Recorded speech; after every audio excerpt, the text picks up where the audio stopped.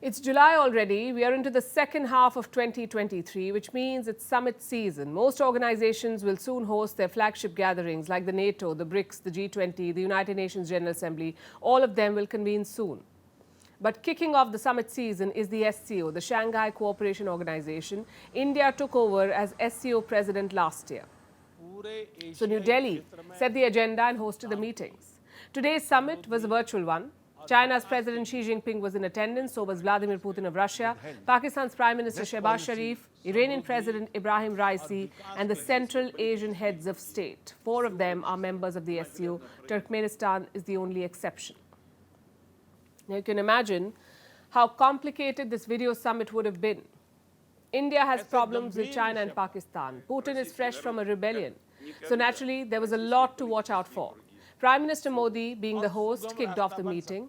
His focus was on countering terrorism. Modi called out states which used terror as a state policy. He did not take names, but I guess he didn't have to. Listen to what he said. कुछ देश cross border terrorism को अपनी नीतियों के instrument के रूप में इस्तेमाल करते हैं, आतंकवादियों को पनाह देते हैं। एससीओ को ऐसे देशों की आलोचना में कोई संकोच नहीं करना चाहिए। Pakistan did get a chance to respond. Shehbaz Sharif said terrorism is a hydra-headed monster. He also said we must fight it with full vigor. Listen to this. The hydra-headed monster of terrorism and extremism, whether committed by individuals, societies, or states, must be fought with full vigor and conviction. Any temptation to use it as a cudgel for diplomatic point scoring must be avoided under all circumstances. I'm surprised he kept a straight face. That hydra-headed monster is Pakistan's own creation. Such grand statements cannot hide that reality. Anyway, next to speak was Russian President Vladimir Putin. He did talk about the recent rebellion by Wagner forces, but he was dismissive about it. He says Russia is more united than ever. I would like to point out that Russia is confidently resisting and will continue to resist external pressure, sanctions, and provocations. In the current environment, our country continues to develop steadily. The Russian people are consolidated as never before.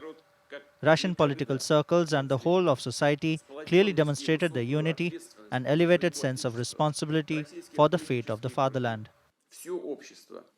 That's an assurance from Putin. He basically wanted to say, I'm still in charge. China's President Xi Jinping also got his chance. He had a lot to say about the Belt and Road's 10-year anniversary. He also asked SCO members to chart independent foreign policies. In other words, don't pick the West. That's what China was trying to say.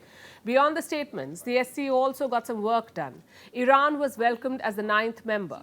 Belarus was given the invitation to join next year. So the SCO is expanding further west. The leaders also signed the New Delhi Declaration. It's basically a joint statement. What does it say? 3 major things. 1, the SCO is not directed against other countries. There is scope for cooperation.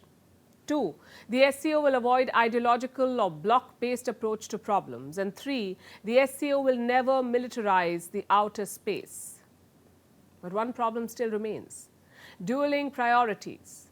There is no consensus on what each member wants from the SCO, or for that matter, what the SCO is. You see, Beijing wants to create a Chinese club. It wants to use the SCO to dominate and control Eurasia, like a fast track for Xi's Belt and Road Initiative. But Russia wants status quo. It is using the SCO to keep Central Asia balanced. It doesn't want China to take over its backyard. Hence the campaign to give India membership, and next year Belarus. All of this means a good deal for Central Asia.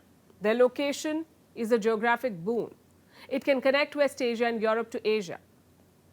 It's got all the makings of a great transit hub. What they need, though, is investments. And at the SCO, there are multiple candidates, which brings us to India.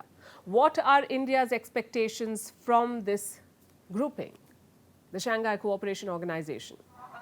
Countering terror is a major objective, like in Afghanistan, where the SCO is a major stakeholder, or even in Pakistan, where regional groups can build pressure. India has put special emphasis on this. In fact, a separate joint statement on countering radicalism was also signed today. Clearly, it's priority for India.